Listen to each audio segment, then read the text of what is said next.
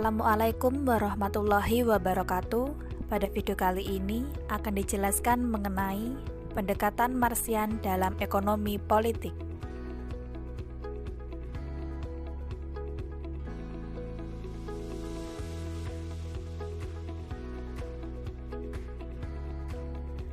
Di dalam Marxisme, ada banyak sudut pandang yang bisa digunakan untuk membahas ekonomi politik. Di antaranya, politik sebagai pemisahan antara masyarakat sipil dari wilayah publik, di mana hak dan kesetaraan dianggap hanya ada dalam wilayah publik. Politik sebagai proses kelas, di mana nilai surplus dirampas melalui kapitalisme. Politik sebagai peran negara dalam mengelola kepentingan dan urusan kapital. Jaminan politik yaitu jaminan negara terhadap hak kepemilikan. Politik sebagai kegiatan revolusioner untuk mengubah institusi-institusi politik dari kapitalisme. Politik sebagai proses tawar-menawar antara kaum pekerja dengan kaum kapitalis untuk mengendalikan surplus ekonomi. Istilah ekonomi politik yang digunakan dalam teori Marxian merujuk pada metode dan teori dari pemikir-pemikir ekonomi klasik, terutama Adam Smith dan David Ricardo. Metode ini menekankan pada ide bahwa perekonomian pasar bekerja menurut prinsip-prinsip yang reproduksi dan ekspansi sistem kesalingtergantungan material antar orang, atau dengan kata lain pembagian kerja sosial. Teori Marxian lebih memfokuskan pada proses-proses reproduksi yang bersifat objektif dan tidak memfokuskan telaahnya pada proses subjektif, yaitu penentuan peringkat peluang atau pembuatan pilihan oleh individu. Bagi Marx, konsep kepentingan individu, yaitu di satu sisi kepentingan individu merujuk pada individu orangnya. Inisiatif berada sepenuhnya di tangan tiap-tiap individu. Namun di sisi lain, kendali ini harus ada dari luar individu, yaitu dalam struktur ekonomi objektif agar struktur itu dapat benar-benar mempengaruhi kepentingan individu. Terdapat 3 aliran dalam teori Marxian, yaitu politik revolusioner yang disarankan oleh Marx dan Lenin, politik kompromi kelas yang diajukan oleh Kautsky dan kemudian oleh aliran sosial demokratik, dan teori negara Marxis.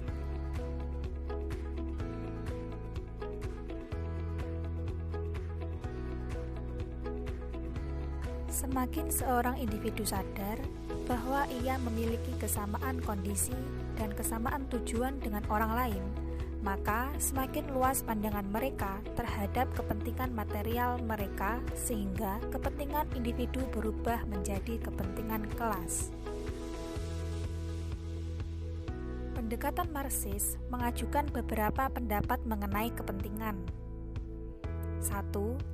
Bahwa kepentingan muncul karena adanya struktur dan produksi. 2. Kepentingan pribadi dari seseorang individu dapat diketahui dengan melihat pada kelas mana individu itu berada. 3. Kepentingan kelas yang satu akan bertentangan dengan kepentingan kelas yang lain.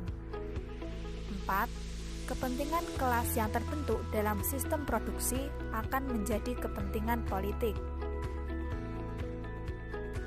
Argumen yang diajukan Marx untuk menjelaskan bagaimana kelas bisa muncul dalam masyarakat sipil diawali dengan mengkritik pandangan dari pendekatan klasik tentang tujuan dari pasar.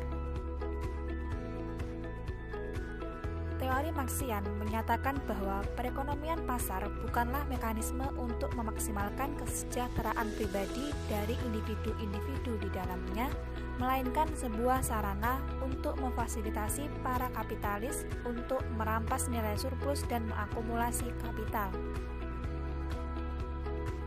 Marx mengembangkan sebuah argumen untuk menunjukkan perbedaan antara kapitalis dengan pekerja. 1. Tidak semua orang memiliki kapital yang cukup untuk melakukan akumulasi kapital, di mana orang yang mampu mengeluarkan kapital untuk mendapatkan kapital hanyalah kalangan yang oleh Marx disebut sebagai kelas kapitalis. Mereka yang tidak memiliki kapital tidak bisa menjual apa-apa kecuali tenaga kerja yang mereka miliki. 2. Mereka yang mampu dan benar-benar bertindak sebagai kapitalis akan mendapati bahwa diri mereka berada dalam kondisi sosial yang berbeda dari mereka yang tidak mampu dan tidak bertindak sebagai kapitalis. Perbedaan posisi sosial ini berarti perbedaan pada hubungan mereka dengan sarana produksi dan dengan proses produksi serta kelas-kelas lainnya. Perbedaan pada kondisi sosial ini terjadi tanpa pengaruh oleh kepentingan dan kesadaran pribadi tiap-tiap individu. Dalam artian ini, dapat dikatakan bahwa perekonomian sendirilah yang menentukan bagaimana posisi sosial dari tiap-tiap individu.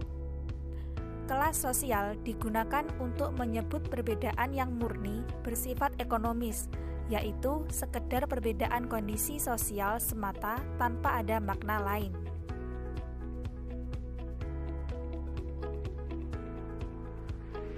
Baik, selanjutnya yaitu kepentingan material, konflik kelas, dan kapitalisme. Marx berangkat dari upah subsistensi.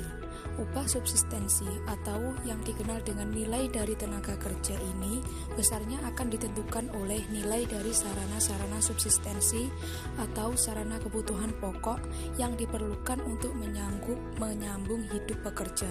Dalam pandangan Marx, sistem kapitalisme tidaklah dapat meningkatkan subsistensi pekerja. Dengan kata lain, fakta bahwa kontrak upah adalah sekedar persyaratan formal belaka dari sudut pekerja atau karena kalau upah tidak diberikan pekerjanya akan lemas. Karena kelaparan dan kapitalis tidak akan bisa berproduksi sehingga upah pasti akan diberikan. Yaitu ada jaminan bahwa kapitalisme pasti akan memenuhi kebutuhan material dari pekerja, tapi kapitalisme tidak akan memberikan keuntungan materi yang lebih daripada kadar subsistensi bagi pekerja. Marx berpendapat bahwa para kapitalis akan berusaha untuk menemukan cara-cara agar pekerja bisa bekerja dengan lebih keras, lebih lama, dan lebih efisien tanpa mengubah subsistensi mereka. Dengan begitu, laba bisa meningkat tapi upah real atau subsistensi akan tetap sama. Sehingga pekerja bekerja dengan lebih berat dan lebih lama sementara porsi yang ia terima dari hasil industri itu akan menurun. Para ahli ekonomi yang menganut aliran Marxis mengatakan bahwa ketika perekonomian kapitalis matang, maka para kapitalis akan kehilangan insentif untuk melakukan tindakan-tindakan yang dapat mempertahankan pertumbuhan dari sistem perekonomian itu. Seperti yang dikatakan Marx sendiri, persaingan memiliki batas, karena dampak dari persaingan adalah membuat produsen yang lemah menjadi tersingkir dari pasar sehingga persaingan menurun. Ketika persaingan menurun, maka proses produktivitas juga akan menurun. Akibatnya, upah pekerja juga akan menurun. Dengan adanya kejadian ini, maka akan terjadi kegagalan pertumbuhan pasar. Ketika pasar menjadi stagnan, maka investasi pun juga mandek. Dampaknya adalah stagnasi atau kemandekan ekonomi. Dalam situasi seperti ini, tatanan ekonomi kapitalis akan merugikan semua orang. Yaitu kepentingan ekonomi dan kesadaran kelas. Dalam teori Marxian, yang dimaksud dengan kelas adalah orang-orang yang memiliki posisi yang sama dalam proses produksi.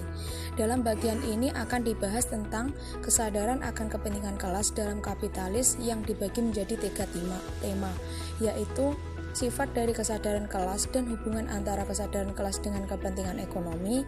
Yang kedua, sifat dari kesadaran kelas dalam kaitannya dengan kelas pekerja dan sifat kepentingan kelas dari kelas kapitalis.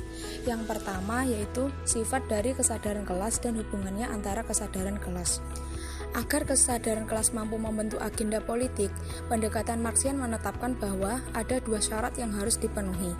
Yang pertama adalah bahwa individu dalam kelas itu harus memandang kondisi dirinya sebagai bagian dari kelas dan memahami hubungan antara dirinya dengan situasi yang dialami oleh orang lain dalam kelas yang sama. Syarat yang kedua yaitu kelas yang terbentuk kemudian harus menerjemahkan kepentingan ekonomi pribadi masing-masing anggotanya sehingga menjadi sebuah agenda politik. Tema yang kedua yaitu sifat dari kesadaran kelas dalam kaitannya dengan kelas pekerja.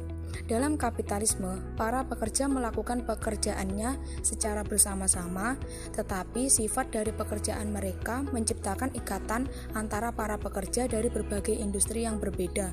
Akibatnya, di bawah kapitalis, para pekerja tidak lagi memiliki keterampilan khusus yang membuat bidang industri yang satu berbeda dari bidang industri yang lain.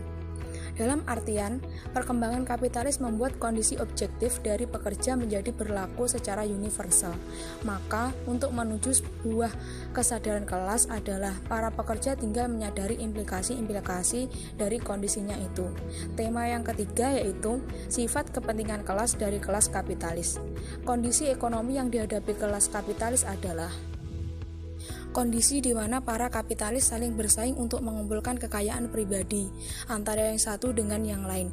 Semua kapitalis memiliki dua kepentingan, yaitu kepentingan untuk mempertahankan posisi kekayaannya dan keinginan untuk mempertahankan sistem sosial yang telah memberinya kesempatan untuk mengakumulasikan kekayaan pribadi.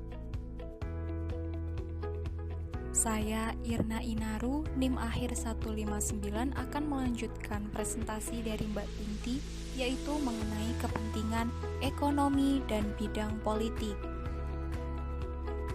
Keberadaan dari sebuah kelas yang memiliki kesadaran tentang kondisi mereka secara kolektif dipandang sebagai syarat bagi terjadinya tindakan politik, sehingga menjadi syarat bagi terbentuknya ekonomi politik. Dalam bagian ini akan membahas tentang 3 cara untuk memandang ekonomi politik lewat tradisi Marxian, yaitu yang pertama adalah politik sebagai revolusi atau politik revolusioner. Yang kedua adalah politik sebagai kompromi kelas atau yang disebut juga sebagai politik sosial demokratis. Dan yang ketiga adalah teori negara Marxis. Masing-masing dari ketiga pendekatan ini memandang hubungan antara politik dengan ekonomi dengan cara yang berbeda-beda, namun tetap menggunakan satu kerangka yang sama, yaitu teori Marxis. Untuk selanjutnya, saya akan menjelaskan mengenai Marxisme dan politik revolusioner. Teori Marxian telah menjadi sangat terkenal karena teori politik revolusionernya. Di dalam mengembangkan teori ini, Marx berusaha untuk menjelaskan revolusi semata-mata dengan menggunakan prinsip-prinsip perkembangan kapitalisme saja tanpa harus merujuk pada peristiwa sejarah tertentu, situasi kelas tertentu, atau institusi politik di negara-negara tertentu. Oleh karena itu, Marx menghasilkan kesimpulan-kesimpulan yang berbeda jauh dari kesimpulan-kesimpulan pemikir-pemikir ekonomi klasik mengenai daya tahan pasar dan kemampuan pasar untuk mengatur dirinya sendiri. Dalam pandangan Marx, pasar kapitalis tidak mampu mengatur dirinya sendiri, dan bahkan Marx juga mengatakan bahwa di dalam pasar kapitalis itu ada faktor-faktor tertentu yang dapat berkembang dan menimbulkan keruntuhan pada pasar itu sendiri. Menurut Marx, perkembangan kapitalisme dilakukan dengan cara memproduksi komoditas, yaitu barang-barang yang diperjualbelikan di pasar, di mana nilai atau harga dari komoditas ini memadai untuk mendapatkan tenaga kerja dan kapital yang sama seperti semula, yang disebut sebagai reproduksi sederhana, dan sekaligus bisa menghasilkan sejumlah tenaga kerja dan kapital yang lebih. Kelebihan ini disebut sebagai surplus, dan surplus ini bisa digunakan dalam beberapa cara, antara lain bisa digunakan untuk memperbesar investasi pada kapital produktif, atau dengan kata lain digunakan untuk melakukan akumulasi kapital. Selain dari terjadinya ekspansi terhadap kapital baik secara absolut maupun relatif terhadap tenaga kerja, kapital juga akan menjadi makin berkonsentrasi, yaitu dimiliki oleh makin sedikit unit ekonomi atau pelaku pasar yang makin lama makin besar ukurannya. Ketika kapitalisme terus berkembang, maka akan ada makin banyak pekerja yang menganggur. Pekerja di sini dapat dipandang sebagai pemilik modal yang tersingkir, di mana modalnya di sini adalah tenaga kerjanya sendiri. Sehingga akan terbentuk pasukan cadangan industrial, maksudnya cadangan kerja yang menganggur. Keberadaan dari cadangan kerja ini akan membuat upah dari para pekerja pada umumnya akan terus menurun, karena mereka yang tidak bekerja ini akan menerima upah yang lebih rendah agar mau bekerja. Dan karena kapital makin lama akan terkonsentrasi atau dikuasai oleh makin sedikit orang yang memiliki kekayaan yang besar, maka para pekerja ini akan makin banyak yang terkumpul di kawasan sekitar pabrik-pabrik besar dan di kawasan perkotaan, yaitu tempat tinggal para kapitalis besar. Ini akan membuat makin banyak pekerja berkumpul sehingga mempercepat tumbuhnya kesadaran kolektif tentang situasi dari kelas mereka dan memudahkan dalam melakukan pengorganisasian secara politik. Menurut Marx, agar bisa menaikkan laba, para kapitalis akan berusaha menaikkan tingkat produktivitas dari tenaga kerja. Tapi agar produktivitas itu bisa naik, para kapitalis menggunakan metode-metode produksi yang berbasis mesin, sehingga para pekerja akan tersingkir karena digantikan dengan mesin. Menurut Marx, penggunaan mesin-mesin ini akan meningkatkan intensitas dari pekerjaan para pekerja. Para pekerja harus bekerja lebih giat dengan upah lebih rendah agar tidak tergeser oleh mesin, yang membuat kondisi kerjanya makin buruk dan memperbesar angka pengangguran. Dengan kata lain, seperti yang dikatakan Marx, akumulasi kapital akan terus-menerus menghasilkan lebih populasi pekerja yang menganggur yang besarnya sebanding dengan energi dan luas cakupan dari akumulasi itu sendiri. Dari sini, Marx menyimpulkan bahwa perkembangan kapitalis akan selalu menimbulkan kesengsaraan atau immiseration, sehingga akan menimbulkan polarisasi atau jurang perbedaan pada kondisi material dari kedua kelas itu. Akumulasi kapital juga akan mempengaruhi perbedaan kondisi antar pekerja itu sendiri. Perkembangan kapital akan cenderung untuk menimbulkan pemerataan pada kelas pekerja, di mana kondisi penderitaan para pekerja pada umumnya akan menjadi makin mirip satu sama lain dari segi material dan ekonomi. Semakin mirip kondisi material dan ekonomi dari pekerja yang satu dengan pekerja yang lain, maka semakin kecil harapan bagi tiap-tiap pekerja untuk bisa memperbaiki kondisi diri mereka pribadi, sehingga kepentingan material para pekerja makin lama menjadi makin sama antara yang satu dengan yang lain. Maka perkembangan kondisi material dari pekerja di bawah sistem kapitalisme ini mau tidak mau akan berujung pada munculnya sebuah respon politik dari kalangan pekerja. Kesimpulannya adalah bahwa teori politik revolusioner Marx membahas permasalahan mengenai dua kelas, yaitu antara kelas kapitalis dan kelas pekerja. Di dalam kelas kapitalis dijelaskan mengapa kapital mengalami ekspansi, mengapa kapital kemudian terkonsentrasi ke tangan beberapa individu atau perusahaan tertentu, dan bagaimana ekspansi kapital itu menggantikan pekerja dengan teknologi. Dari sisi kelas pekerja, teori Marx ini menjelaskan mengapa terjadi pengangguran, mengapa kondisi antar pekerja menjadi makin lama makin mirip, dan bagaimana pekerja berkumpul di kota-kota dan pabrik-pabrik besar, serta bagaimana bisa terbentuk kesadaran revolusioner di kalangan pekerja. Kontribusi yang diberikan Marx di sini bukanlah apa saja faktor-faktor yang dapat secara langsung memicu terjadinya revolusi atau faktor-faktor apa saja yang memfasilitasi atau menghambat pengorganisasian politik, melainkan kontribusi Marx terletak pada bahwa syarat-syarat yang diperlukan untuk terjadinya revolusi yaitu berupa polarisasi kelas, konsentrasi kapital, pengangguran, rendahnya buruh adalah faktor-faktor yang bersifat endogen atau internal dalam kapitalisme itu sendiri.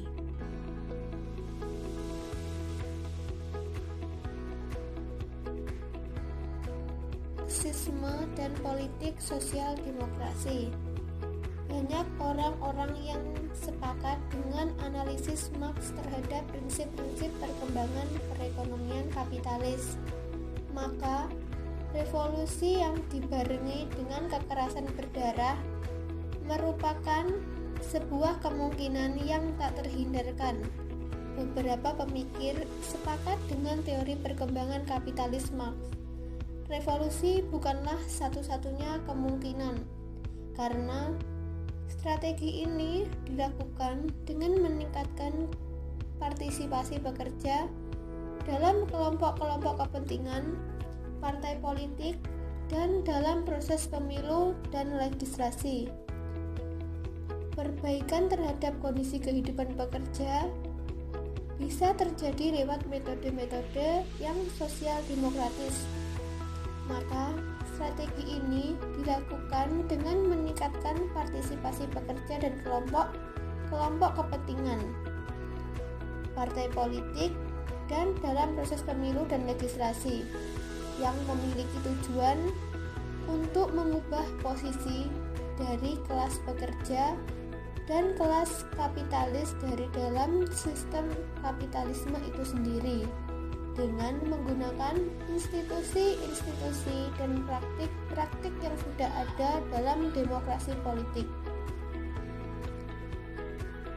Politik sosial demokrasi berusaha untuk mencapai tujuan-tujuannya lewat cara-cara damai dan bukan lewat cara-cara kekerasan, dan mereka berusaha melakukannya dari dalam atau lewat institusi-institusi borjuis yang sudah mapan dan bukan dari luar.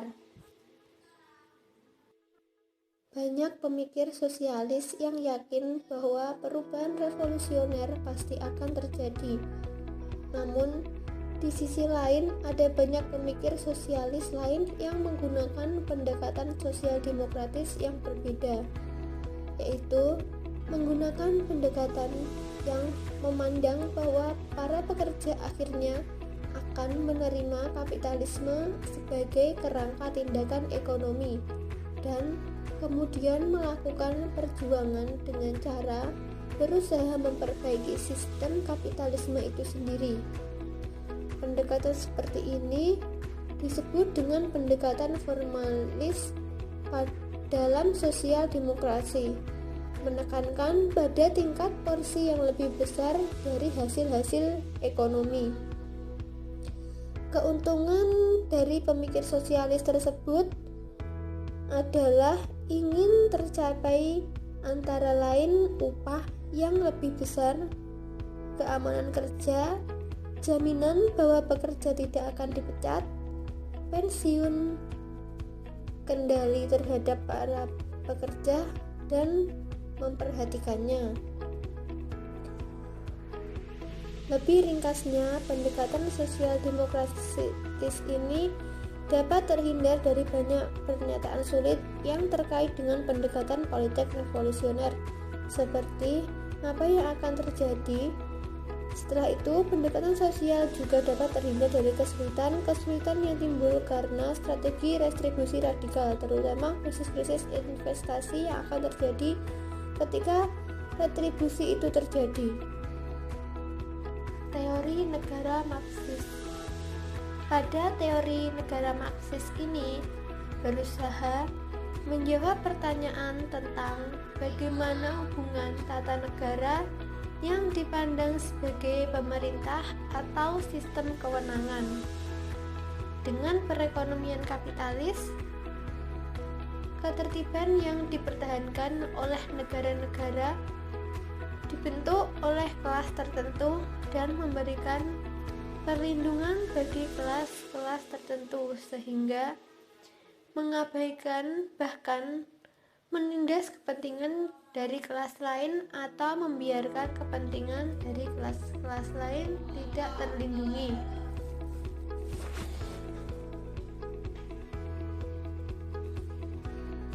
Untuk melindungi sebuah tatanan tertentu, maka negara akan melindungi kelas yang satu dengan kelas yang lain dengan menggunakan cara menentukan yang pertama, adanya konflik yang tak terdamaikan antara kelas-kelas yang memiliki kepentingan ekonomi yang berbeda. Pada konflik ini biasa terjadi dalam masyarakat dan terjadinya karena posisi-posisi sosial yang sudah ada sebelumnya. Yang kedua, konflik yang tidak dapat didamaikan mengancam tatanan sosial. Yang ketiga, tatanan sosial sendiri merupakan organisasi sosial yang dirancang untuk memenuhi kepentingan ekonomi dari kelas yang satu, tapi tidak untuk memenuhi kepentingan untuk kelas yang lain. Yang keempat, konflik yang tidak terdamaikan dan karena tatanan sosial ini menindas kelas tertentu dalam masyarakat, maka akan menimbulkan tatanan sosial yang hanya bisa dipertahankan dengan membela kepentingan satu kelas tertentu saja. Yang kelima, negara sebagai sarana untuk mempertahankan tatanan adalah sarana penindasan kelas.